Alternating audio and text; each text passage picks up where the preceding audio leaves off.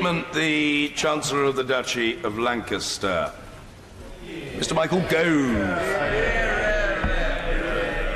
Thank you very much, Mr. Speaker. With your permission, I'd like to make a statement on our preparations to leave the European Union on the 31st of October and the steps that we're taking to get ready.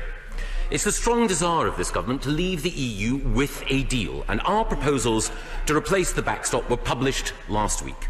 I commend the Prime Minister and the Exit Secretary for their continued efforts to ensure that we can leave the EU with a withdrawal agreement in place.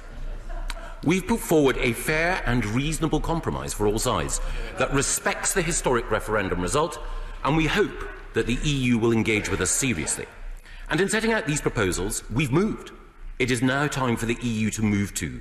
If it does, then there is still every chance that we can leave with a new deal.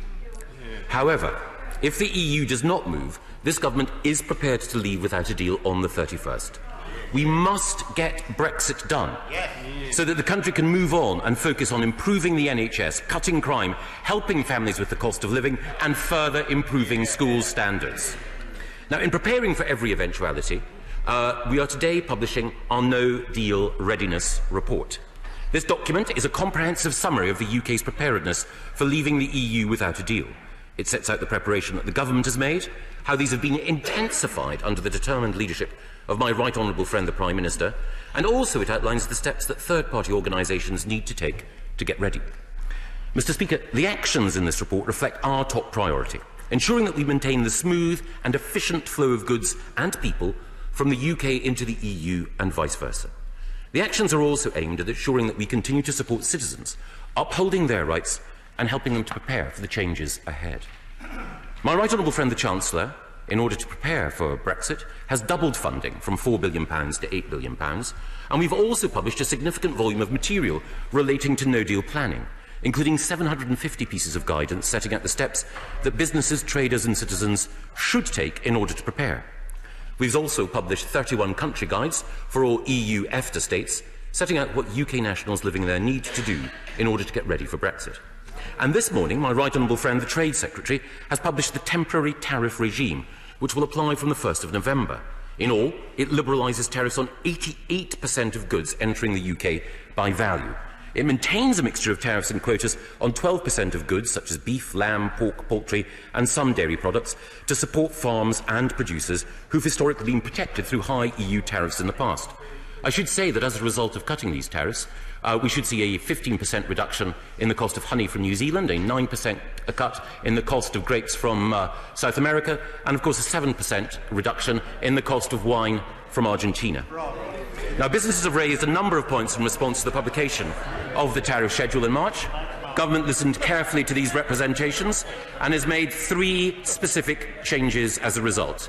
We're reducing tariffs on HGVs entering the UK, we're adjusting tariffs on bioethanol to retain support for UK producers, and we're also applying tariffs to additional clothing products to ensure that developing countries continue to have preferential access. But it's not enough just for government to get ready. We need businesses and citizens to get ready too. And even with every government project complete and necessary IT systems in place, flow at the border would still be affected if hauliers don't have the right paperwork. If companies don't prepare, they'll face challenges in trading their goods and services with the EU.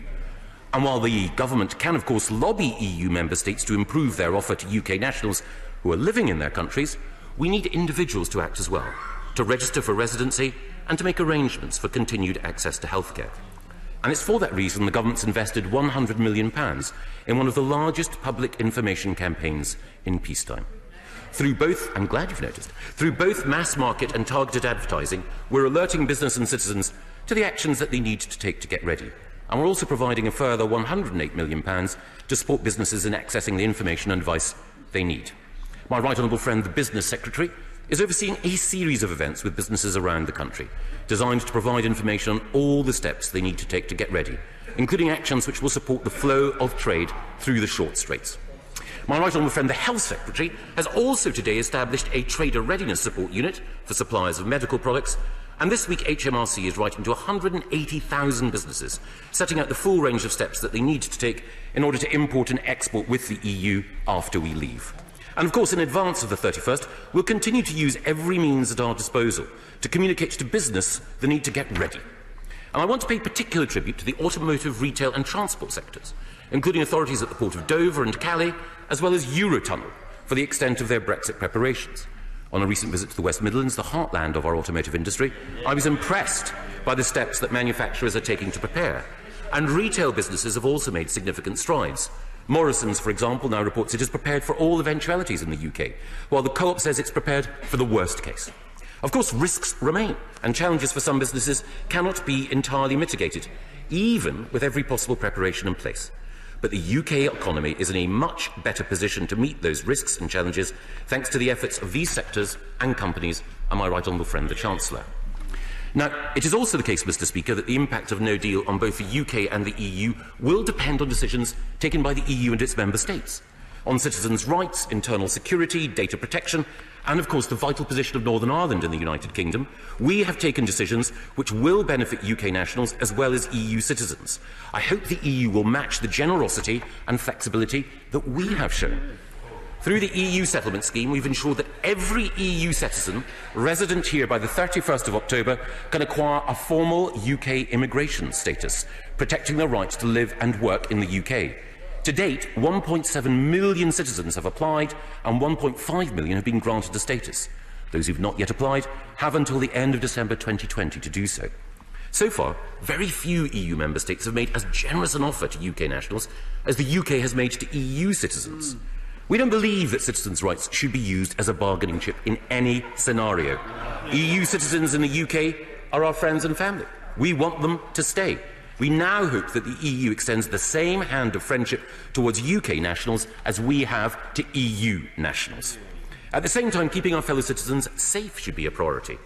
My right honourable friend, the Home Secretary, has written to Commission Vice President Frans Timmermans to ensure effective arrangements are in place on the exchange of passenger name record data, disconnection from SIS2 and working arrangements with Europol, as well as the transfer of law enforcement data. We hope the EU will respond positively in the interest of the shared security of us all. And we've also unilaterally ensured that personal data can continue to flow freely and legally from the UK to the EU and the EEA. A swift adequacy decision from the EU would reciprocate this arrangement, providing legal certainty to EU entities and companies. And of course, with respect to Northern Ireland, in order to avoid a hard border, we have committed not to introduce any checks at the border between Northern Ireland and Ireland. The limited number of checks which do need to take place, due to international obligations, will all be carried out well away from the border and will only affect a very small number of businesses. Now, the Irish Government and the EU have not yet set out how they will manage the Irish border if we leave without a deal. We urge them now to match our commitment. Mr. Speaker, let me finally turn to the opportunities from Brexit as laid out in this report. For the first time in 50 years, the UK will have an independent trade policy. We'll be able to take our seat at the WTO. We will be able to introduce a points-based immigration system, which prioritises the skills that we need as a country. We will have autonomy over the rules governing our world-leading services sector, and we will continue our leading role in setting global standards for financial services. We can be a beacon for the world in setting progressive policies on farming, fishing and the wider environment. And outside the jurisdiction of the ECJ, we will set our own rules, putting in place smarter, more responsive regulation. Of course, no deal will bring challenges.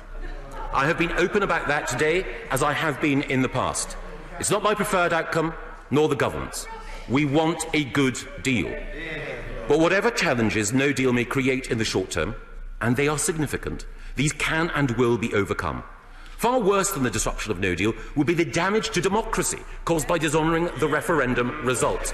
17.4 million people voted to leave, many of them turning up to vote for the first time in their lives. They voted to ensure the laws by which we are governed are set by the politicians in this place whom they elect. They voted for a fairer migration system which attracts the brightest and the best. They voted to end vast financial contributions to the EU budget and instead invest in the people's priorities, such as the NHS and our brave police service. That is what the British people voted for, and that is what this government will deliver, and I commend this statement to the House.